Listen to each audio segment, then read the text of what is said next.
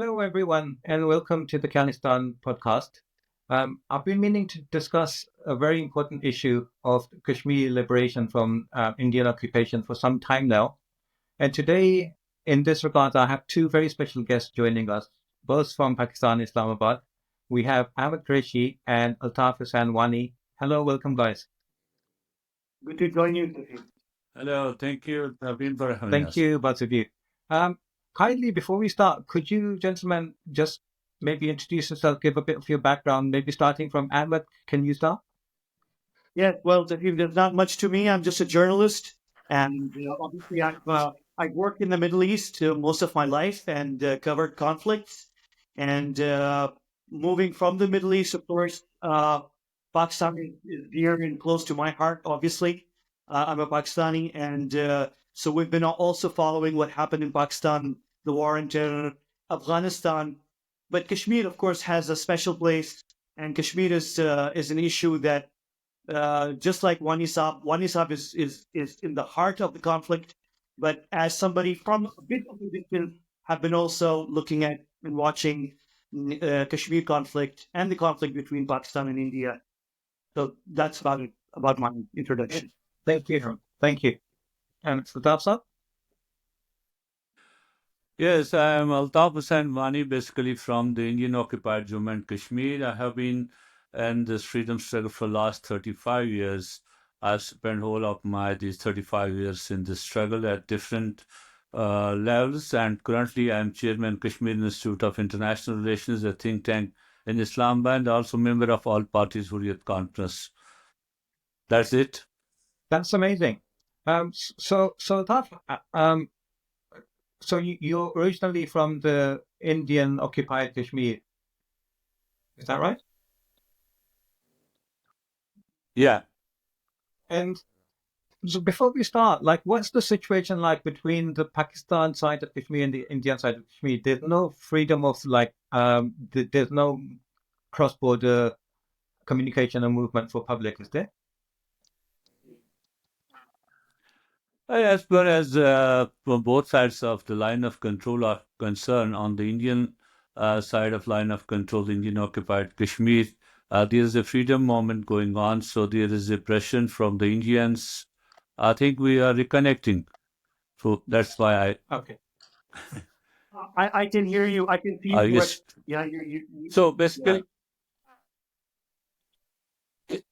it was reconnecting. So on the Indian side of the Indian occupied Jammu and Kashmir, there is a freedom movement going on against the Indian occupation. So there is military repression coupled with the other restrictions on the freedom of movement, freedom of expression, and all kinds of human rights violations are taking place there. But while on the Azad Jammu and Kashmir, there is no such movement for anything. That's very calm, though the people do demand the civic rights, Of course. some of the facilities, or that there is freedom of expression, for freedom of assembly for the people. But from both sides, there is no, you might say, there is nothing like connectivity at this current time from to Indian occupied Jammu and Kashmir. We cannot call to the people because everything is at surveillance, and you cannot talk to anybody because if he is found talking to anybody in Pakistan or anybody else, so he will found himself behind the prison. Sure. So family members, relations are cut off because of what's going on in the region. Yeah, exactly. It has been from 2019 onwards, 5th August 29 onwards, when India abrogated Article 370 and 35A, and thereof that put a blanket ban on communications, and all the means of communication were cut down. And then there are many Indian agencies which have a complete surveillance on the social media over there. And then it has become very difficult for us to talk to our family members, even to ask for their well-being. We cannot ask them anything because then they have to face the consequences. That's why it's a very tough time is this time to talk to any of the family members. Other side, I cannot talk to my 90 years old father because he was taken many a times, called to the police station that why you are talking to your son, what's your son doing there, why he's not coming back, ask him to stop his activism and all that. So this has become so. Even my father cannot take my phone. Wow. If I call on his phone, he will not take my call because then he will have to face the consequences. Wow, that's so sad. Ahmed, can you tell us a little bit about touching upon what Altaf was just talking about, the removal of Article 370 in 2019? I can't believe it's already almost 6 years since that happened. Can you tell us a little bit about the background of what was Article 370 and why did India remove it? Exactly. Well, I will just provide you to theme a bit of a context, because honestly speaking, in the presence of somebody like Mr. Wani, who has been, following the legal aspects of it, and I don't think that in his presence, I can do justice to explaining. But what I'll do is just provide you a bit of a context, a bit of a larger context. I think the Indian government and the Indian state, by the year 2019, thought or calculated that it can completely seize the territory of Jammu and Kashmir and end the civic liberties of its people and completely merge this disputed and occupied territory with the rest of India. And I think the Indian leadership in 2019 basically, when it decided to scrap the article from the Indian Constitution, thought that it would have an easy walk through the park and they will be able to integrate Jammu and Kashmir without much fuss. It turned out the other way around, and for the first time in half a century, because of that act by the Indian state, we saw 3 UN Security Council sessions, especially for Kashmir, which had not occurred for about half a century, since the late 1960s or early 1970s. And we saw for the first time also an unprecedented international media interest and coverage of the situation inside Jammu and Kashmir. So, completely opposite to what the Indian state was expecting, the act of 5 August 2019, the scrapping of the article, the ending of the semi self rule that existed in Indian occupied Kashmir. It was a complete disaster, actually, diplomatically for India. And it did not work. And even now we see, even those Kashmiris in the political spectrum who worked with India, who cooperated with India over the years, found themselves at a moment of a huge and immense test where they could not go back to their own people if they wouldn't take a stand against what the Indian government did. So somehow, the Indian government, by doing what it did on 5 August 2019, scrapping of the article, somehow united completely the people of Kashmir, the nation of Kashmir, all Kashmiris, across even religious divide, against what India did. So it was a momentous milestone in the history of Kashmir, what happened. And even now, despite the passage of 5 years or so, we still see Kashmiris united, even across their political divide, against the step that the Indian government took. Wow, that's amazing. Altaf, can you also maybe elaborate a little bit on that? Like, because when they removed Article 370, which basically gave, as Ahmed mentioned, it gave Jammu and Kashmir a special status, semi-autonomous status, and I think it also had some clauses of how people from outside of Jammu and Kashmir were unable to move into that region to buy land or to settle there. So those kind of special status that Jammu and Kashmir had was removed. At the time, I remember there was lots of complete blackout. There was no internet. I think electricity was cut. All sorts of communication was cut down. Since then, how is the situation on the ground for the people in Jammu and Kashmir? See, the situation for the people in Kashmir as it's total militarized one. We have seen over the period of time there has been nothing changed for the people of Kashmir. The people of Kashmir are under the same kind of repression. They have the same kind of surveillance. They have the same kinds of uh, the restrictions on their movement and other things. Even I can quote, even if today, when the Dr. Mirwais Umar Farooq's father-in-law died, he was not. They were not allowed to have his funeral procession in the Jamia Masjid Srinagar, so they had to shift to other places. So this is kind of repression from the state. So why India did it? As you said, that Article 370, it was the Indian Constitution's part, not the part of our constitution. But since it was negotiated between the leaders who used to be working with the India and the Indian leadership in order to create a base for through UN resolutions that there cannot be a direct rule of India in Kashmir. So it gave us kind of special status. But I will tell you, there was only two of the things which were left. One was the right, the property rights, which were with the people of Kashmir, land rights with the people of Kashmir. And otherwise, all other rights, all other those laws or articles, they were eroded over the period of time by the Indian government with this collaboration of the people who worked with them.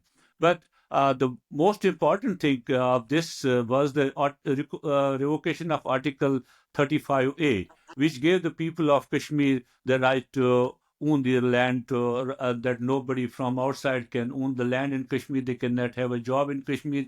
The students from outside could not get the scholarship in Kashmir, and they cannot get the voting rights in Kashmir. So the Indian government's first step was to change this article in order to open the gate, fuller gate, for the non-residents to come to Kashmir, to settle in Kashmir. In a way, it was a settler colonialism from the Indians. They started over there, and they tried to change the demography of the region, and they are on it.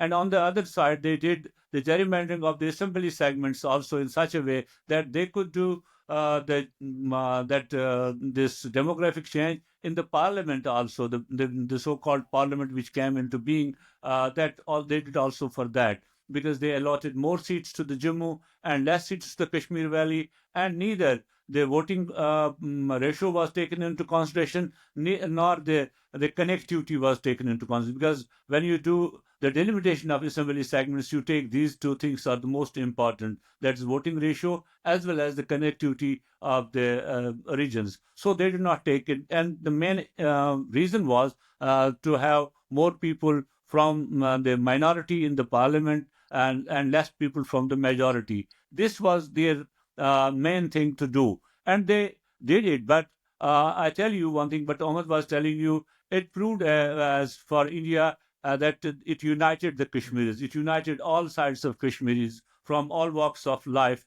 from all shades of political opinion. They united together. And for the first time in Kashmir, the current elections which were held in September for that Union Territory, which they call Legislative Assembly, we could see for the first time that the voting pattern in Kashmir was on religious lines. It for the first time in Kashmir history, I have seen it. I have myself witnessed it, that the voting pattern was on the religious lines. We could see all the Poonch, Rajouri seats won by National Conference, the Muslims of that area, and from the Kashmir Valley also, all the Muslims won it. And those which were the majority Hindu areas, those went to the BJP. So it was for the first time that you have a clear polarization in the region. It also did not work for the BJP, though BJP used all its forces, all its weaponry which it has in its hand to gain more and more seats in Kashmir Valley, to get some candidates in Kashmir, but they could not get that. So it united Kashmiris for one thing, because Kashmiris, although the Kashmiris were trying to, they're struggling for the rights reservation, but on the other hand, they thought it was humiliating for the people of Kashmir to take away this right to get the people from the outside state to settle in Kashmir. So that is the result. Net result of it is after 6 years has passed, BJP still is not in a position what they promised in the parliament, what the Prime Minister said, what the Home Minister of India said, that we will reinstate the state of Jammu and Kashmir, if not Ladakh. But they are still hesitant because they think they are not yet able to achieve their goals, what they have set for Kashmir. And Kashmir, they feel it because all those people who have been elected to the assembly, they are not happy with the Delhi. Though the people voted for them as a lesser evil, but the people don't like them and they don't like Delhi. So this is a kind of situation in Kashmir. And when they said there is a normalcy in Kashmir, what they sell to the outside world, what India says, that has been exposed by the recent happenings in Kashmir, and also by the more troops built up in Kashmir, and not letting even a single soldier out of Kashmir, and bringing more soldiers to Kashmir, and not withdrawing any of the draconian laws which have been enacted there. And after 5th of August, what they did, they used all its agencies for the arm twisting of the political leadership, of political activists, of religious leaders. They used NIA, they used SIA, they used Enforcement Directorate, all that. But all that has failed so far to do anything for Delhi. Wow, that's amazing. Because you mentioned like they're bringing in more military into the region. By some of the estimates that I was reading before this interview, I think there's already like 600,000 or something security forces from India in the region, one of the most heaviest kind of militarized region in the world. And now they're still pouring in even more military in, are they? Yeah, it's already 600,000 is the regular army. But over and above all that, you have the paramilitary force in Kashmir, and the total build-up of this paramilitary force and military is nearly 1 million troops of the Indian boots are on the Kashmiri soil. So on every Kashmiri, on every 7 Kashmiris or 8 Kashmiris, you have one soldier of the Indian army or a paramilitary force in Kashmir, and with blanket impunity. Can you also explain to me? So there's Jammu and there's Kashmir, and there's also Ladakh there. What's the status of Ladakh, and how is that similar or different to what's going on in Jammu and Kashmir? You see, Jammu and Kashmir and Ladakh is one unit. It's why we call it the one unit, the state of Jammu and Kashmir, including Ladakh. But what they did on 5th of August 2019, after doing away with the Article 370 and then Reorganization Act, in which they said the Jammu and Kashmir will be one union territory and Ladakh will be another union territory. Jammu and Kashmir will be union territory with a legislature, while Ladakh will be a union territory without legislature. So after that, we have seen agitations in Ladakh. Ladakh was very quiet during last 35 years. We have not seen in 34 years any agitation in Ladakh for that. But now there have been agitation in Ladakh because the kind of development work which the Indians took there, it was all for what I already said. It was colonization of the resources, and as well as it led to the environment degradation in the region, because all these roads and connectivity, that was for the military purposes. The people in the region think that this has not this to do with their well-being. This has nothing to do with their economy, because all these roads, all these connectivities are for the military purposes, or to stop China, including encouraging into the territory there. And that is why we could see the agitations in Ladakh, in Leh, in Kargil, everywhere, the people protesting against all these activities what the Indian government is doing there. Interesting. Altaf, can you also, you mentioned that for the first time in the recent, I think it was local elections that just happened, for the first time, you've witnessed how voting was done on religious basis. I was actually quite surprised to hear that, because there's been so much brutal crackdown happening from India on into the region for such a long time. Why do you think it's now that we see this split on religious basis? Why did that not happen before, and why has it happened now?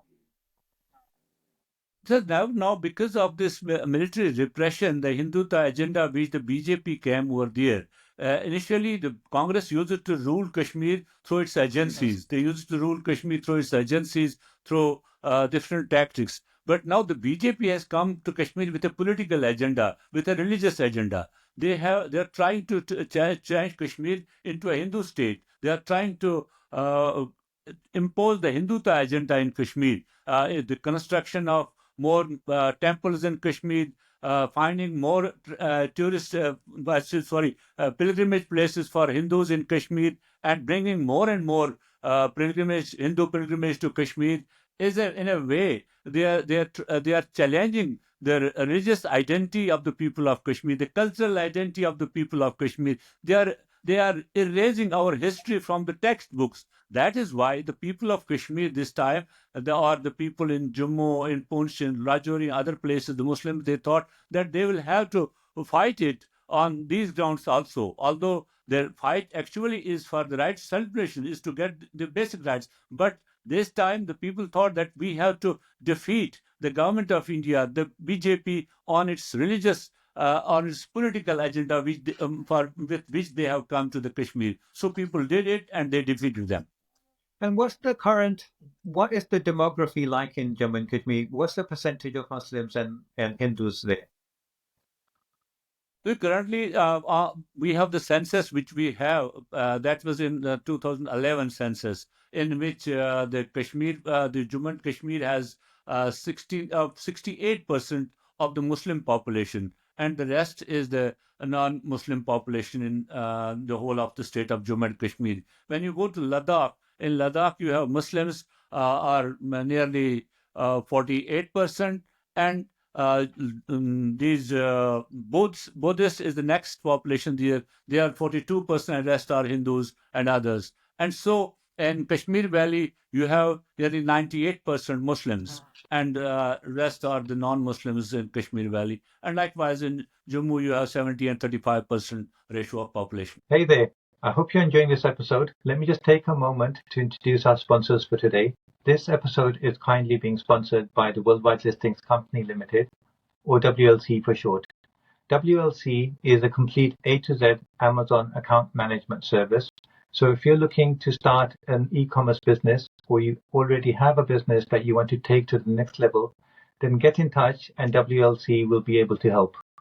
Just for transparency purposes, let me also mention that WLC is a company that I personally created and am a director of. So when you get in touch with WLC, you will be speaking with directly myself or my team, and we very much look forward to speaking with you to see how we can serve your needs. Thank you. And with that said, let's get back to the episode. Interesting. I'm also wondering how we were talking about why the government did this. The Modi government apparently had it in their election manifesto to begin with that they were going to take such a step. So did people not see this coming? Was everyone taken by surprise? Or because even in Pakistan internationally, I think a lot of people were taken a little bit by surprise, and I'm wondering why that was. Was it like lack of kind of an understanding of what the government is trying to do on the part of Pakistan and the international community? Yeah, I think this is one question that has been very difficult to answer for a lot of people, because obviously you cannot hide behind the excuse that we were surprised, because we knew that the BJP is going to do this.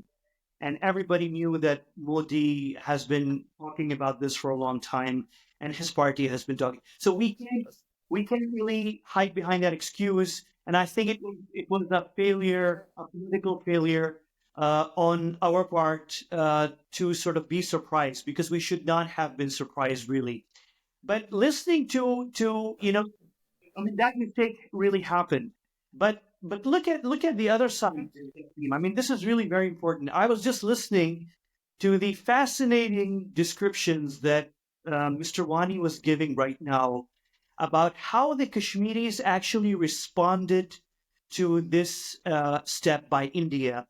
And I don't know if you noticed this, Tafim, but I noticed very clearly for example, that the Indian government, having tried several decades of military options in Kashmir, thought that maybe now they can use a legal and a political agenda to integrate and end the identity of Kashmir. They tried it militarily. Whether they succeeded or not, that's a different subject.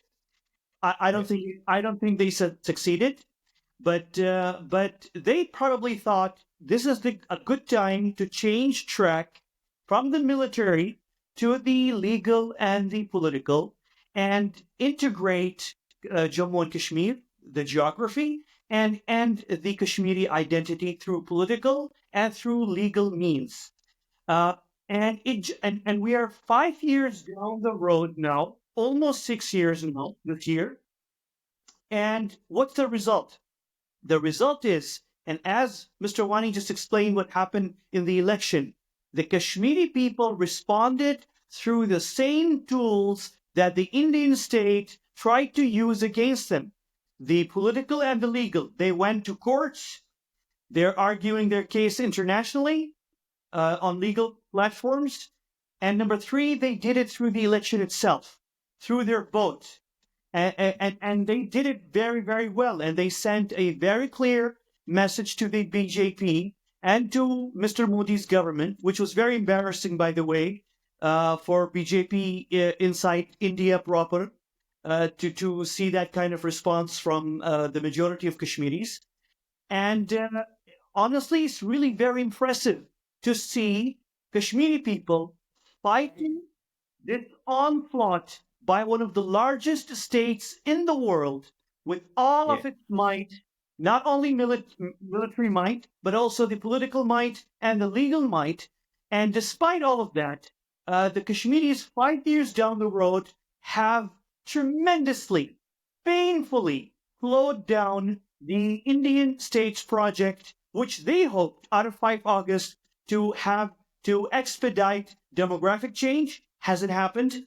Hasn't happened yet. I mean, they're doing it slowly. They're doing it very slowly, but the response is not good. And from the Indian side, the people are not moving in. And the main reason for that is that the Kashmiris have spoken. They said that we recognize what 5 August and the scrapping of the article in the Indian Constitution is all about. Is about ending our identity. It's not about integration. It's not about better economy. It's not about better life for Kashmiris. It's an aggressive, hateful gesture by a state that wants to end a culture that has been standing for over 1,000 years, the Kashmiri culture. So the people recognized it, and the Indian people, as a result of this impressive political and legal resistance that the Kashmiris put up, even the Indian public, the Indian voters who might have voted for Modi and BJP, understood and realized that where the Kashmiris are coming from and why the Kashmiri resistance to this. So initially, maybe a lot of Indians believed what the Indian government said, that this step, the scrapping of the article in the Indian Constitution, would bring better life for Kashmiris. And everybody thought that. And I recall I read many articles I saw on Indian TV, many commentators who actually were arguing that this will be good for the people of Kashmir. But 5 years down the road, they have been proven wrong. And I'm very happy to see that many Indian commentators actually speak, and they speak daily. They write in their media and they say, Kashmiris are right. This was the scrapping of the article in the Indian Constitution was not to make Kashmir, Jammu and Kashmir better, to improve the situation on the ground. It was an aggressive act, a hateful act meant to end a people's identity. And end their presence on their land. So the Indian public did not respond in the way that the Modi government hoped that the Indian public would respond by moving in huge and large numbers into Jammu and Kashmir and taking over that land. It has happened. It is happening. I don't want to underestimate it. It's very dangerous. It's moving forward. It's happening quietly. We cannot rest and just say, well, it's too slow. We don't see a huge movement by Indians into Kashmir, so we can rest. No, it's very serious. We need to speak about it, and we're very grateful that through platforms such as yours that you're raising awareness about this. It is very dangerous, but it has been painfully slow for the Indian government to execute its plan the way it expected when it took this act. Yeah, thank you for that explanation. I think it was very fascinating. Initially, I thought maybe the Kashmiri people will boycott the elections that took place, but I think it was very sensible of them to take part in that those elections and to clearly give a signal of where they stand in the whole scenario.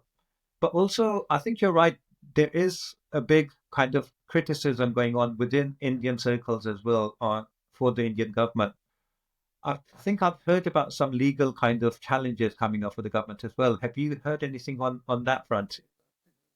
I think Altaf can be very helpful with this. He's the foremost authority in Pakistan on the Indian legal system and how this case particularly is moving forward. Over to you, Altaf. See, the government of India does face certain challenges in Kashmir, and currently that's what I said earlier, because that's why they are not restoring the statehood of Jammu and Kashmir, what the current the elected legislative assembly has demanded. And they have demanded the statehood, they have demanded also their autonomy, but they are not ready to give it because of those fears, because they think that they cannot do it. If they will do it, so they will themselves will get defeat, accept then the defeat what they had did earlier.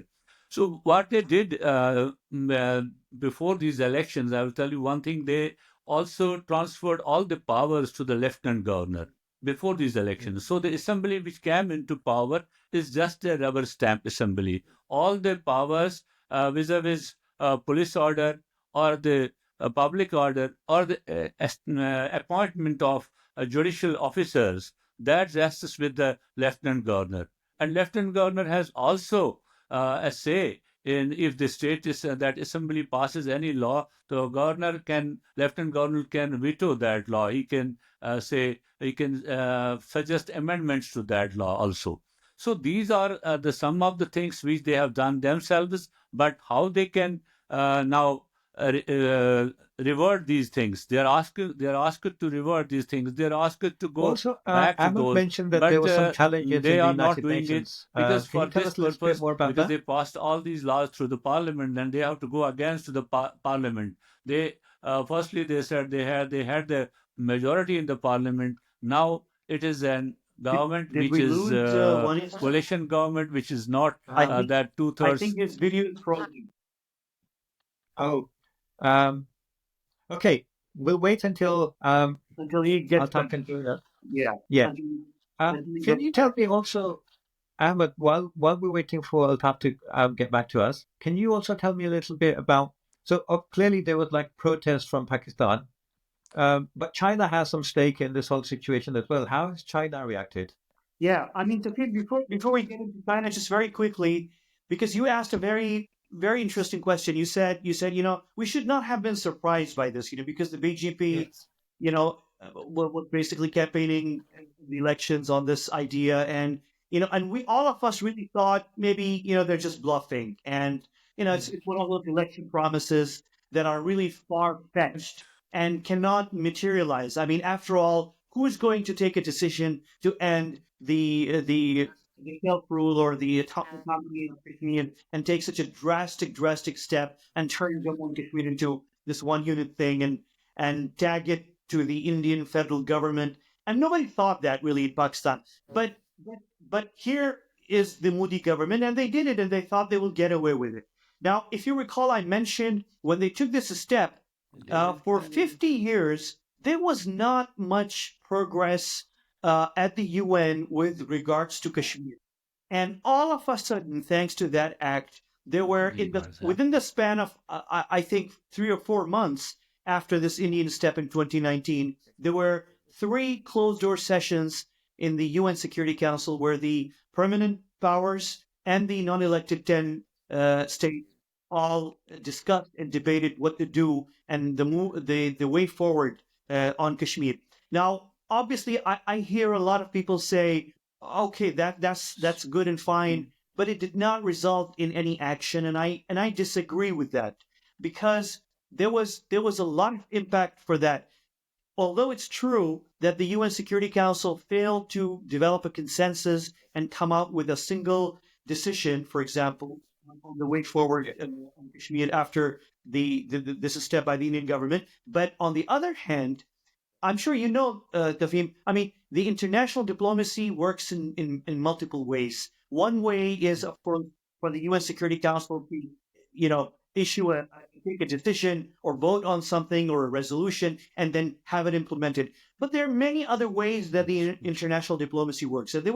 And as a result of these three sessions, many governments worldwide, including the major powers, engaged with India privately, not to embarrass the Indian government, but privately engaged with India and advised the Indian government to maybe not move forward with this act, maybe show some respect to the demands of the Kashmiris. And I liked something that you said, Tafim, just a moments ago when you said that it was a good decision by the Kashmiri people to not boycott the election. And there were many voices for boycotting the election. And I was afraid, frankly, I was one of the people who thought if they boycott and if all Kashmiri leaders agree to boycott, maybe that would play in the hands of the Indian government and would allow it to expedite its plan. But thanks to not boycotting the election, the Kashmiris were able to register their protest. And when they registered their protest, it went against the Indian government, which stopped the Indian government in its tracks because its key argument in front of the international community after 5 August 2019 was, we are using democratic tools in the parliament, political tools and legal tools. It's all a democratic exercise. And obviously, when the Kashmiri people responded by giving a democratic verdict, by taking part in the election, that completely left the Indian government with no option but to slow down. And that's why things have slowed down. The original plan did not go very far. And even despite the passage of 6 years, if you go right now and you scan the Indian media, you'll see very prominent Indian legal experts, politicians, and commentators continue even now, even as I think I was just checking the media a couple of days back, the Indian media, and I could still find commentaries and articles discussing the situation in Kashmir and basically siding with the Kashmiri people's narrative that the action taken by the Indian government on 5 August 2019, frankly, did not move forward much. And there's even now, although the Kashmiris may not be all of them out on the streets protesting, although they do that, whenever the occasion presents itself, but through the multiple ways that they have resisted, the Indian public opinion and the Indian media, you can see a consensus there that there is a paralysis in Jammu and Kashmir and that the situation cannot move forward. And even despite the passage of these 5 or 6 years, the option of revoking for the Indian government to go back on the decision it took on 5 August 2019 is still an option on the table. So imagine the embarrassment of the Indian government at this point.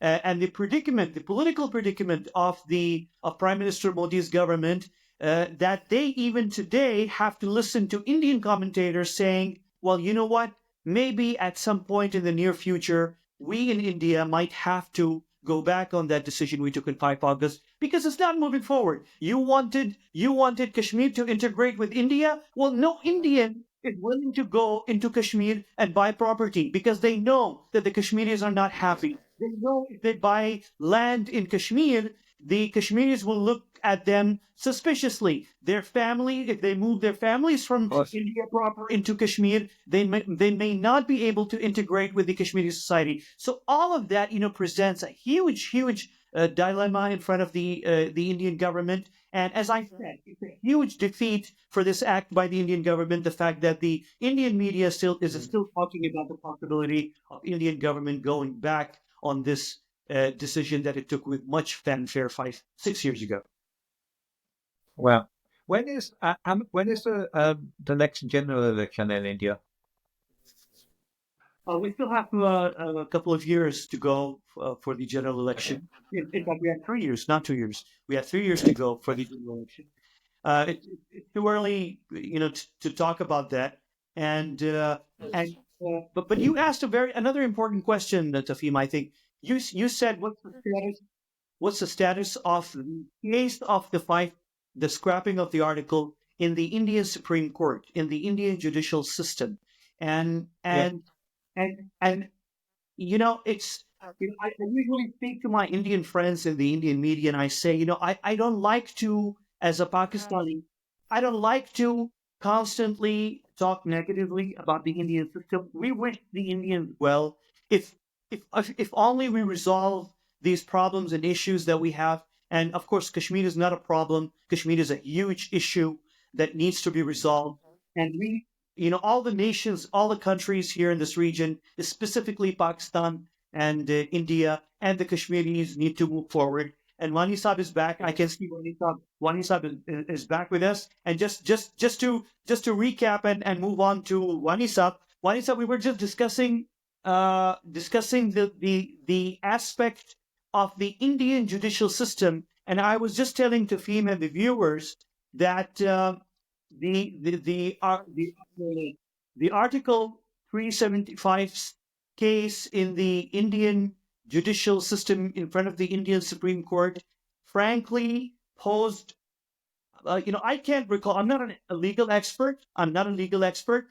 But from whatever I've seen, I don't think the Indian judicial system faced a test like the one it faced with this case, which frankly fluxed the entire Indian judicial system, and it remains something that is yet to be decided, in its finality. And I'll leave this to you, Anisab, just to talk about the legal aspect, because honestly, I'm not an expert on that.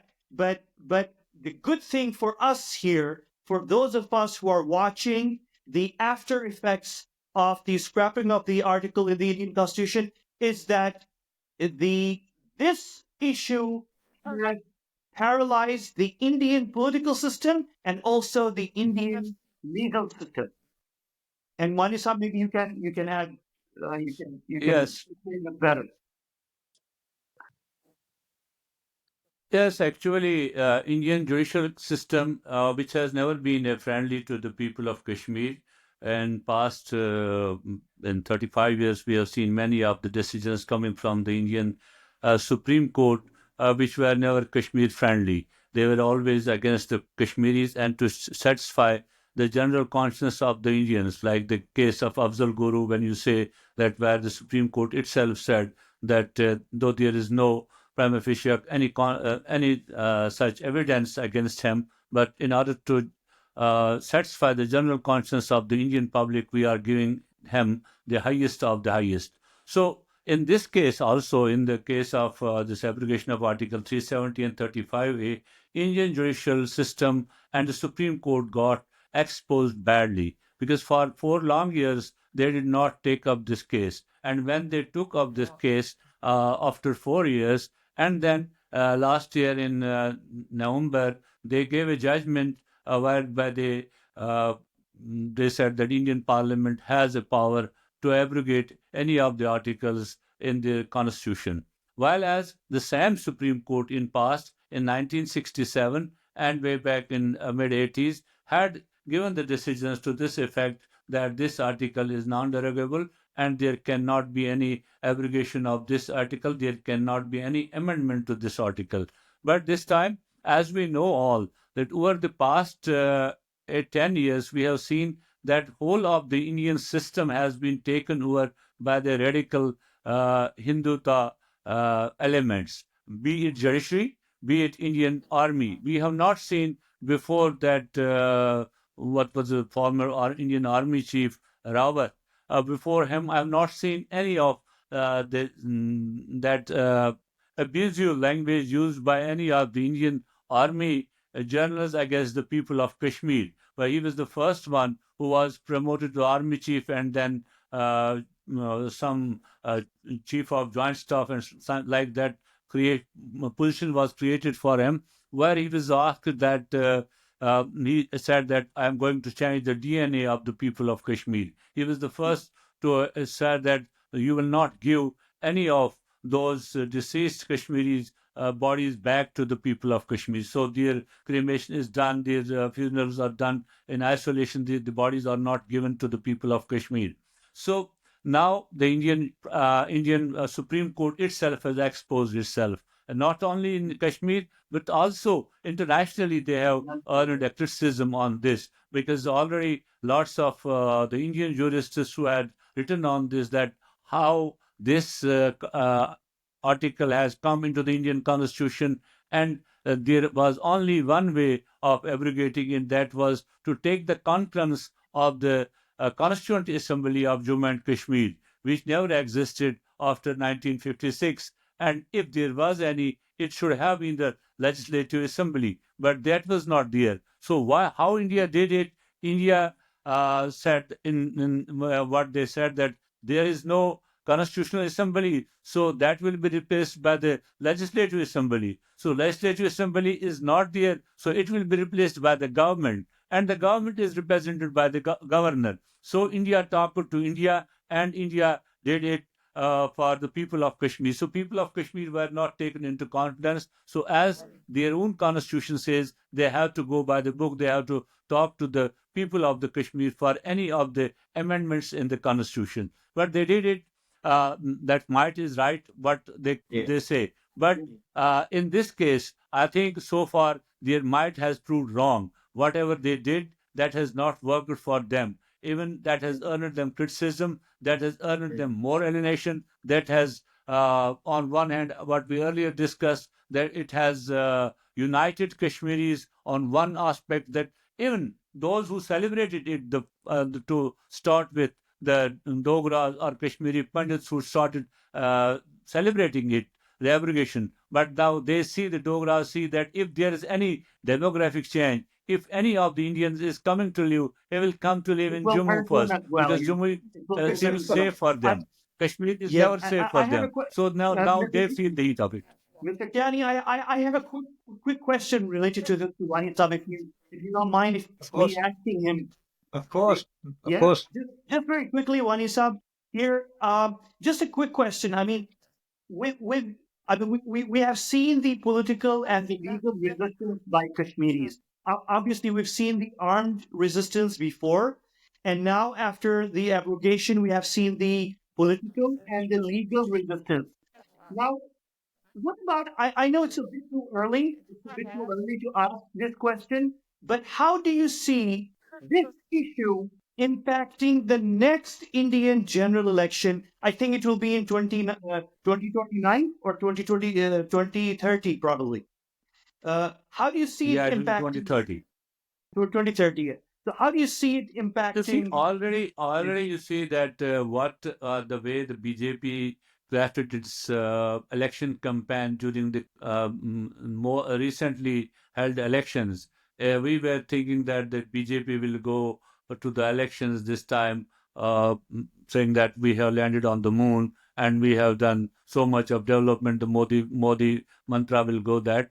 They did it in the first phase, but when they received the signals from the voters, how the voter pattern, how was the voting pattern, then for the first time we could see that at the level of prime ministership, the Modi, who has never opened mouth on the massacres happening in Northeast and other places, even in Kashmir, he never talked about that. But for the first time we could see Modi then again going back and making Pakistan card and Kashmir card visible in the elections in order to cement its vote in the North India. If it had not done that, they would have. But you can see the losses they have in Uttar Pradesh and other places, and now what they did in Delhi currently in after putting the Kajriwal in prison and then maligning him in different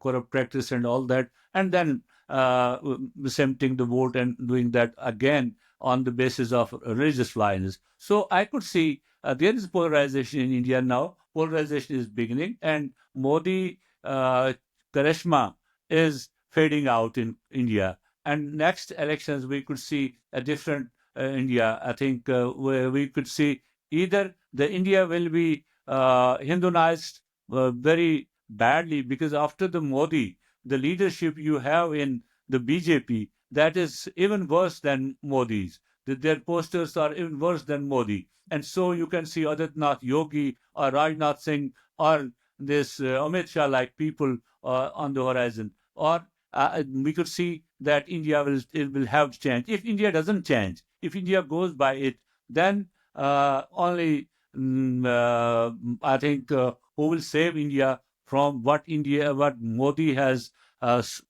sown in India, the seeds of the hate which they have sown in India, they will flourish in, and then India will have to face the consequences of it, unfortunately. And Kathleen, very, Thank you. and So, Kathleen, very quickly, I just want to add to what Wani Saab said very quickly and briefly.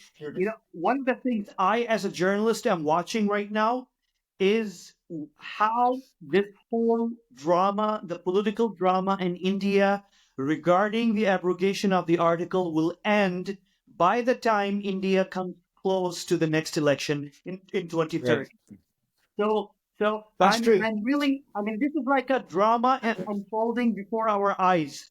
It's been 6 years now since the abrogation of the article, and it's moving painfully slowly for the Indian government, the implementation of their demographic change and the integration of Jammu and Kashmir into the rest of India. It's moving painfully slow, and I don't think by the time we're in 2029, the Indian government will have much to show the Indian public by 2030 in terms of success after the abrogation of this article. So, I'm one of those people who really believe that due to this painful, slow movement forward in the implementation of the whole agenda after 5 August 2019, I think as we come closer to the next election in India, I think there will be enough pressure, I would say, in the Indian political system to do something, or maybe even consider revoking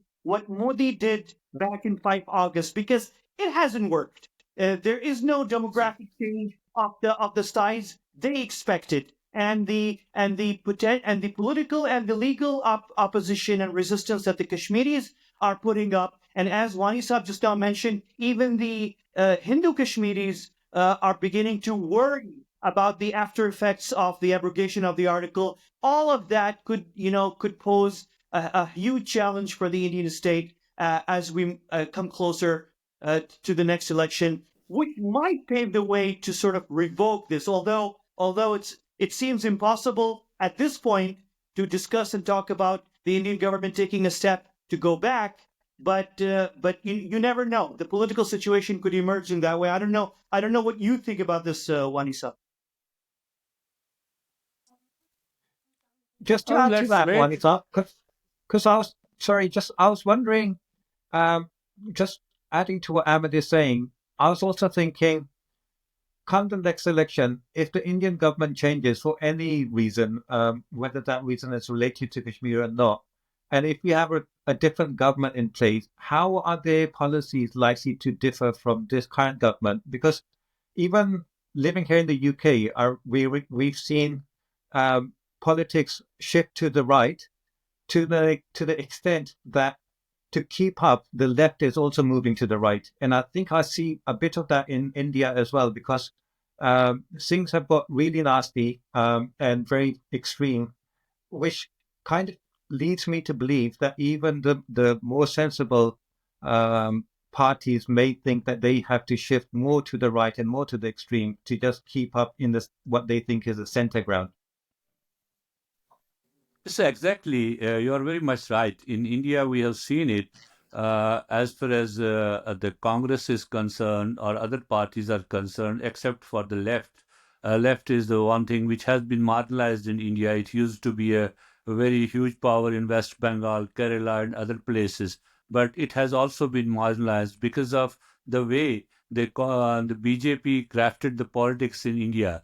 Now it has not left any room for others to drift away from that what you said, from the right side of the right wing politics, because Yeah, we used to see the Muslims in the Congress always used to be front runners for their election campaign. If not, they yeah, all they were in the mandates were given to them, but they were in the front runners in the election campaign in the different parts of India. But this time you could not see any of the Muslims as uh, a top campaigner for Congress in these elections, or any of the organizations there, because they fear that even you could not see them on the stage, because they fear that they will not get the Hindu vote because of that. So the Congress is also playing a half-cocked accord this time. They are yeah, not they have not been able. It was in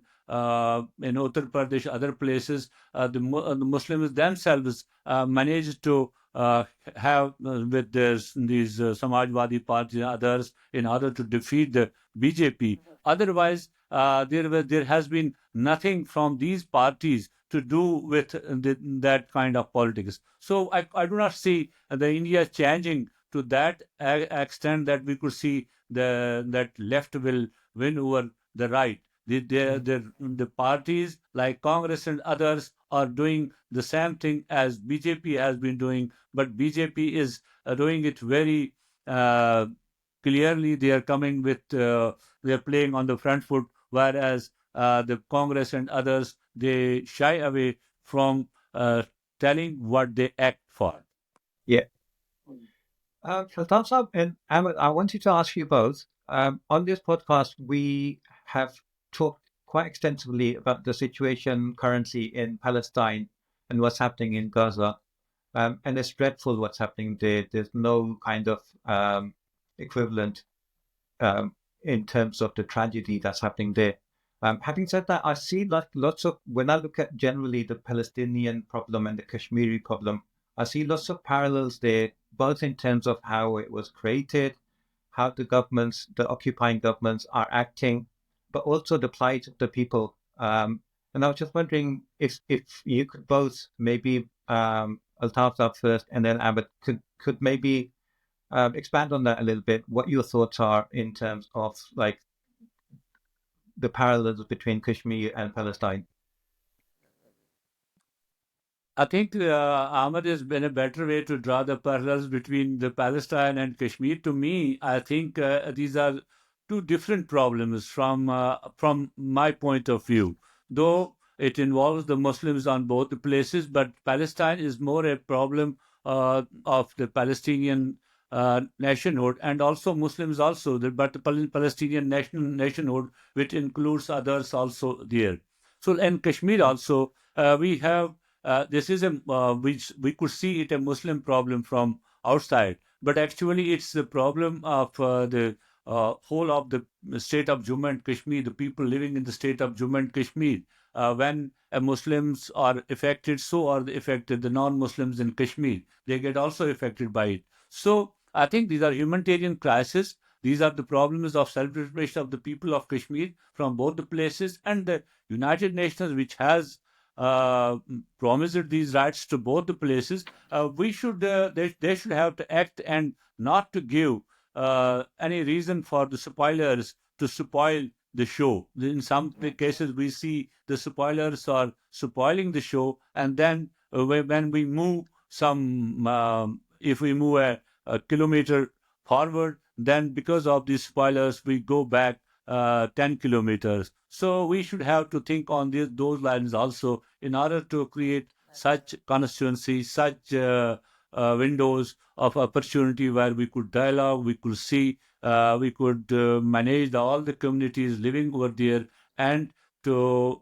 have an interfaith dialogue, and also to find a solution in that. But that's why the people of Kashmir, our all parties Hurriyat conference, has time and again said that we can act as a bridge between the two countries, India and Pakistan. We will engage all the people of Kashmir in the dialogue, and we can engage them if India and Pakistan do engage in dialogue, and we will be there. But unfortunately, India doesn't agree to that we Kashmiris should be on the table. They say when it comes to the international community, they say it's a bilateral problem, and when it comes to Pakistan, they say to Pakistan, it is our integral problem, so you have nothing to do with it. So this is problem for the Kashmir. I'm not much aware of the situations except what we see on the news and other things about Palestine. As Ahmed has covered the Palestine and he has been there, he can tell us more about that. Yeah, that was very, Yes. very interesting, fascinating. I mean, to me, both issues are very significant, but I believe that Kashmir is frankly a bit more urgent politically than maybe the Palestinian-Israeli issue. Of course, when I say that, I do not mean to undermine the humanitarian Sure. urgency right now in Gaza, which is obviously devastating and is extremely urgent, and and probably with the exception of Sudan and maybe a couple of other places, there's no Yes. other urgent humanitarian disaster right now than the one we see right now in Gaza. But having said that, I very strongly believe, of course, as one couple said, these are two very separate issues. And to me, Kashmir actually is more urgent. And the reason for that is very simple. It's because there's been tremendous progress politically on the Palestinian-Israeli conflict. From the UN partition plan in 1948 to the 1988 Palestinian National Council recognizing coexistence and Israel's right to exist, to 1995 Oslo Accords, in which President Yasser Arafat and Prime Minister of Israel Rabin at that time both shook hands and agreed on a timetable to move forward to have a fully independent Palestinian state, which is yet to happen, but that agreement continues, and both Palestine and Israel continue to implement most parts of that Oslo Accords. Only those parts remain that have to do with the settlements in West Bank. So there are issues with the implementation, but for example, we see the Palestinian government and the Israeli government cooperate on the security sphere, they cooperate on the economy, they cooperate on tax collection. So things are moving on some parts in the Palestinian-Israeli relationship, and they're not moving on other parts. On the other hand, we also see the international community generously give aid and funding to Palestinians. Billions and billions of dollars have been given to Palestinian people over the past 50 to 60 years, both in the West Bank and in Gaza. So there has been tremendous movement forward on the Palestinian-Israeli issue. I cannot, honestly, if you ask me to compare that to Kashmir, I cannot compare it because I feel abandoned, I feel diminished, I feel injustice because the whole, and I mean, of course, I completely support the progress in the Palestinian question, but the world is moving forward on the Palestinian conflict. The world is not moving forward on the Kashmiri conflict, on the Kashmir conflict, and this is where we need progress. We do not have a UN intervening in Kashmir the way it did in the Palestinian-Israeli conflict with the UN partition plan, for example.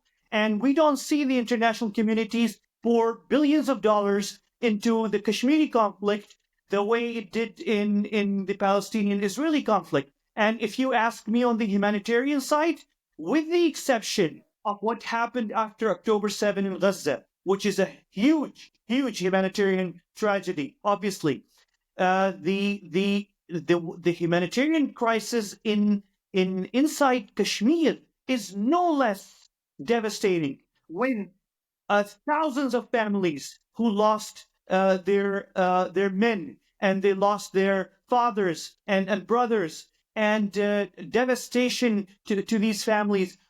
Think about the thousands of women in Kashmir who had to spend the past 30 years without their menfolk, without their husbands, without their fathers, without their brothers. So we don't even know the full extent because the Indian government does not give us access to completely assess the humanitarian crisis inside. I mean, the Kashmiri society is devastated. I mean, we have here with us Wani Saab is sitting here. This is a broken man. I mean, he's sitting here, he's talking, logically about Kashmir, but inside, I know him. I know he's a broken man. He hasn't met his father for I don't know, 20, 30 years. He has not, he couldn't meet his mother, in her last time she passed away. He could not be in contact with his family members, with his brothers and sisters, because of this conflict. It's not easy. So there's a huge humanitarian crisis in Kashmir, but you don't see the Kashmiri people get billions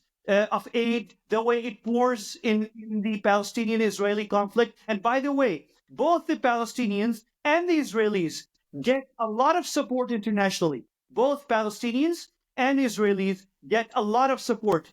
That kind of support is not available to Kashmiris. So in my view, I feel Kashmir conflict is much more urgent and much more dangerous because it involves two nuclear powers. And if you add China, it becomes 3 nuclear powers. It's very serious. And with the abrogation of the article in the Indian Constitution, we thank Allah, thank God, it didn't come to that.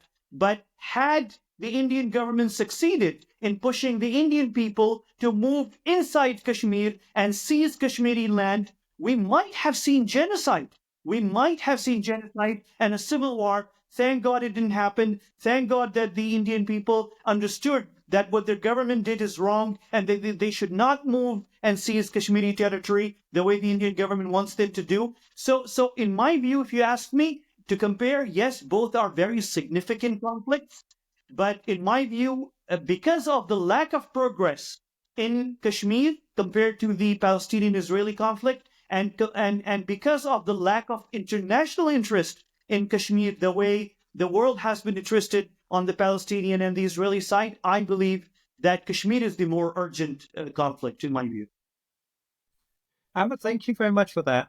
I agree. There's a lot more money being poured into Palestine and Israel, both sides. There's a lot more interest, whether it's on just a grassroots street level, celebrities endorsing the Palestinian issue, countries like South Africa, Spain, lots of countries kind of island siding and openly kind of speaking on behalf of the Palestinian rights, which is not happening in Kashmir, even at all the way up to the United Nations level. But why is all of this? Isn't this our own failure? Isn't this a failure on all levels, whether it's like grassroots level, social media? We don't kind of make this issue as prominent as it deserves to be. Whether that's the Pakistani government, people, there should be some kind of responsibility on our shoulders where we failed as well. Do you want me to answer this? Or one is Yes. Well, You can go ahead first, and then we'll take what we... I'll just take a couple of things quickly, and I'll leave the rest to Wani Saab. Just to two things. We have a success and we have a failure. The success is that Pakistan as a state did a lot for Kashmiris. Of course, nothing that Pakistan would do would be enough, definitely, because the sacrifice that the Kashmiris have given is beyond anything we can imagine. So it's not to say that we've done a lot, but Pakistan had, it was easy for Pakistan to strike a compromise. It was easy for Pakistan to make a compromise with India and move forward. There were many ways to do that, but Pakistan didn't. And I think I will give credit to Pakistani politicians from across the political spectrum that nobody called for compromising our support for the Kashmiri people. So that's the good thing. That's the success. And Pakistan, of course, went to wars.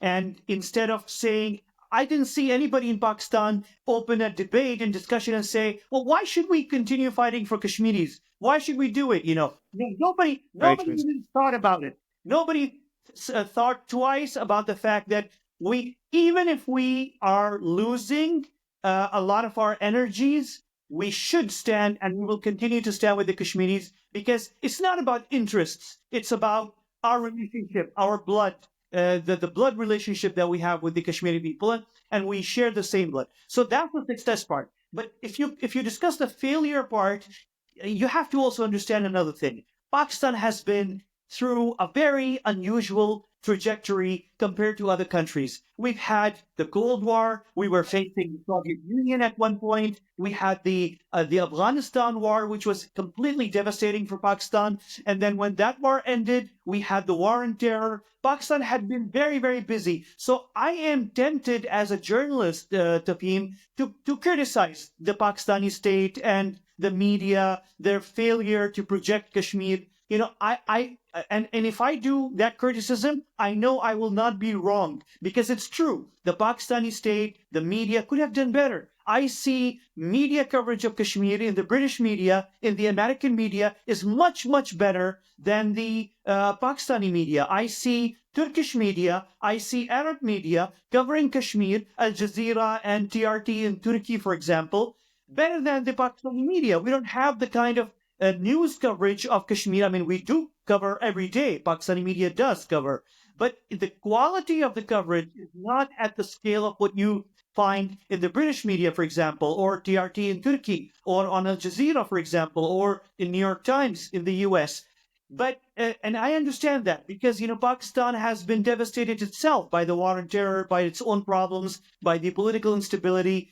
To the point that I say, well, I marvel at Pakistan for its continued and unending support, enduring support for the Kashmiri people, despite all of these problems. But having said that, yes, and I conclude with this, we can and we should improve the way we fight the Kashmir, the battle for Kashmiri rights internationally. A lot more can be done definitely, and I'm sure Mr. Wani can add to this. So that's all. Yes, I think Ahmed has concluded each and everything on that front. I also see in Pakistan, being in Pakistan, having worked closely in Pakistan with the people, I could see Pakistan did everything what they could do for the people of Kashmir to do. And as Ahmed said, Pakistan has been going through a lot of challenges itself, but despite those challenges, they continue to support the people of Kashmir on all fronts. But there one thing which the people of Pakistan and the educated people of Pakistan and diaspora of Pakistan living abroad, they could do a better thing in lobbying for what we have seen. The people even in Pakistanis and Kashmiris living in diaspora, they are doing more lobbying for Palestine than for the Kashmir.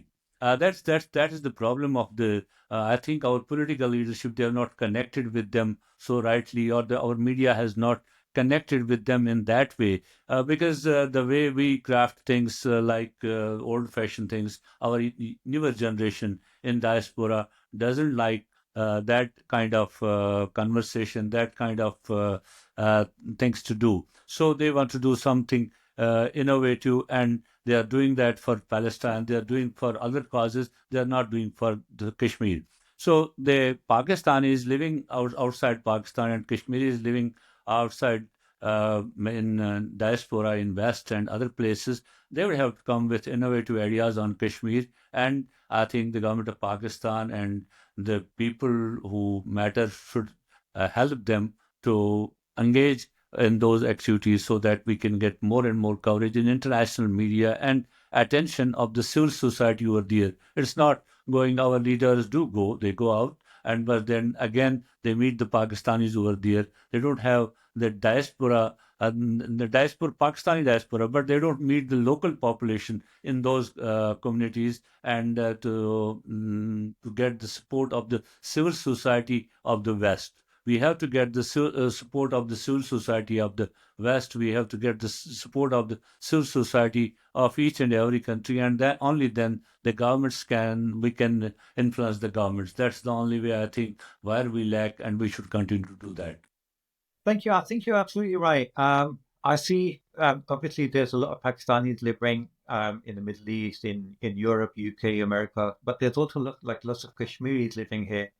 And sometimes I wonder why there isn't that awareness. And I think maybe it is something to do with people living abroad do not have that political kind of engagement with their own governments and their own kind of local representatives in those countries. And we can maybe improve on those fronts at some stage, which I personally, not just for the Kashmir problem, but I see governments trying to make more an effort to reach out to people abroad, diasporas. And so, inshallah, maybe we will see more of that in coming days. Gentlemen, both of you, thank you so much for your time. In closing, I would like to ask maybe Ahmed first, and then we can give Altaf the last words on this. What do you see for the future of the Kashmiri people, the future of this problem that's become so big over time with both countries becoming nuclear powers, like you mentioned, and then there's China there as well.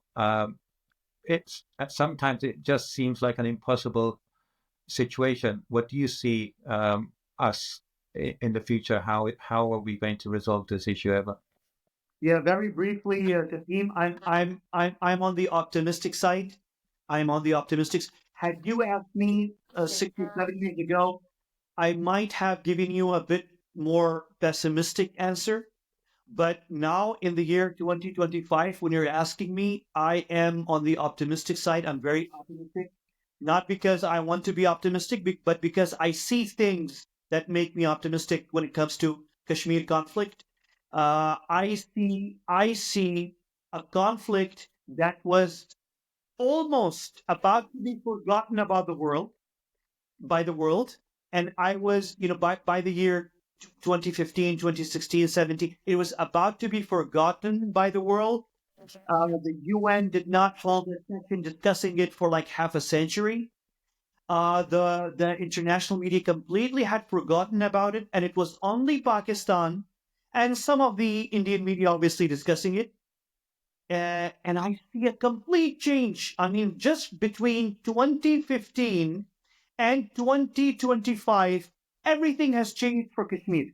In 2015, it was nobody discussing Kashmir at all, not even in Pakistan. Nobody is discussing Kashmir, except for, of course, the government positions and government people.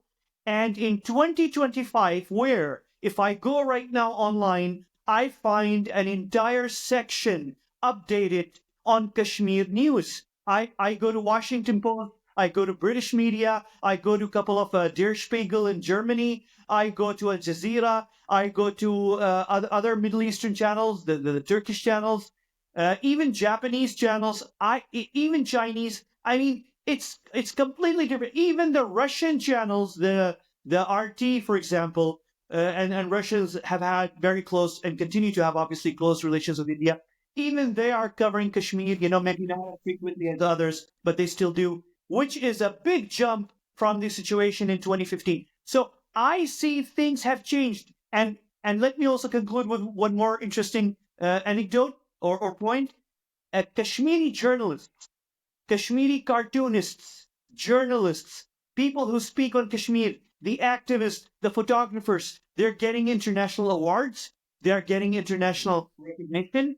I find more Kashmiri journalists right now in 2025 working in international media than Kashmiri journalists who worked in international media in 2015. Do you know that in 2015, most of the Kashmiri journalists were working only in one country's media, and that is India, and maybe a few of them in Pakistan. But in 2025, I can give you the names of Kashmiri journalists, cartoonists, photographers working for international news platforms, and they're conveying Kashmir's story. They're not hiding. They're not like Kashmiris, but they're covering Sudan, for example, or covering the Palestinian-Israeli conflict. No, they're covering Kashmir. They're writing about it. every couple of weeks or maybe once a month, there's an article in the Washington Post, maybe the world's biggest newspaper, about Kashmir, and it's prominently displayed in the op-ed section of the Washington Post. At least one article on Kashmir almost every month, if not more. So compared to 2015, in 2025, I have no doubt that Kashmir conflict is not going away. It's going only in one direction, and that is conflict resolution. Thank you, Ahmed. That's really heartening to hear that. Thank you so much. Altaf, would you like to share some closing remarks as well? I think, Ahmed, like Ahmed, I'm also a pessimist, optimistic about it, not a pessimistic. I think that these are situations when it comes to the conflict resolutions or the liberation of certain areas or territories. These are incidents which took place on the international scale, and those will take place. And the sacrifice the people of Kashmir have been rendering and are rendering currently, they will have to succeed, and the people of Kashmir, definitely we will see a conflict resolution of Kashmir. Inshallah. Thank you so much, both of you gentlemen. Thank you for your time. Thank you for your insights. And inshallah, maybe we'll invite you back if you will allow, if you'll give us some more time. We can have some regular talks. It was great to be with you. It was great to be with Definitely. you. Sure. Thank you. Thank you, Jazakallah. Thank you so